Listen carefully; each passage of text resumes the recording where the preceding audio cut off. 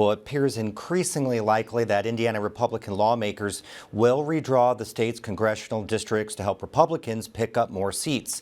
Indiana Public Broadcasting's Brandon Smith reports voter advocacy groups delivered petitions from about 9,000 Hoosiers to the State House this week opposing that effort. The petitions were gathered by groups that include the League of Women Voters of Indiana, Concerned Clergy of Indianapolis, Women for Change Indiana, and the Indiana Alliance for Retired Americans. Megan Robertson from Indiana Conservation Voters says the congressional map lawmakers drew just 4 years ago kept communities together. She says a new map would split them apart. We know that most of the legislators in this building know that this isn't what they should be doing. Common Cause Indiana's Julia Vaughn says redrawing the districts now would send a terrible message. You are pretty much telling Hoosier voters, we don't care what you think. Don't bother to show up. Just stay home because we've already decided who is going to represent you. Vaughn says that's particularly troubling in a state that already has some of the worst voter turnout in the country. For Indiana Public Broadcasting, I'm Brandon Smith at the State House. Indiana Senate and House Republicans met in private this week to discuss redistricting in the state's U.S. House congressional map. Lawmakers in both chambers have declined to comment on what's going on behind closed doors, although Senators Spencer Deary and Greg Walker have been vocal opponents of redistricting.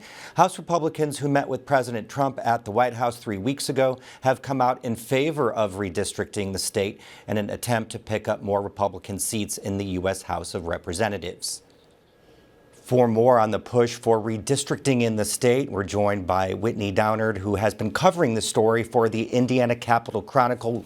Welcome to the show, Whitney. You know, this all stems from President Trump's request in July for Texas to redistrict its House map, which it did last month. Do you think Indiana is going to follow Texas now?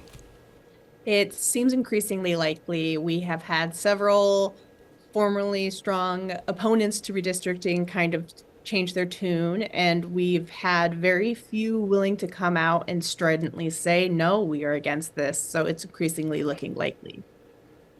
So how much do you think the Indiana House Republicans that trip to the White House moved the needle on this?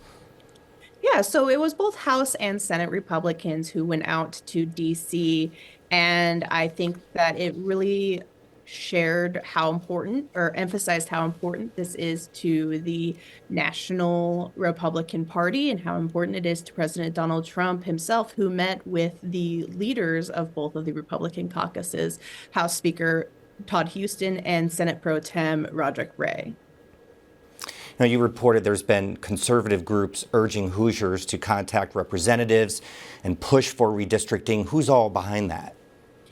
Yeah, so it's part of a so-called dark money group that usually just means that the donors are not exactly very transparent, and it's hard to find out who is funding these efforts, but it's a Virginia-based outfit that is linked to a longtime Republican strategist who has been based in the DC and in national politics for decades now, and that's kind of the most we know about who is pushing it, from pushing all these texts to who's your cell phones. Mm-hmm. So what do polls say about redistricting? Are these off-cycle redrawing of maps something that people want?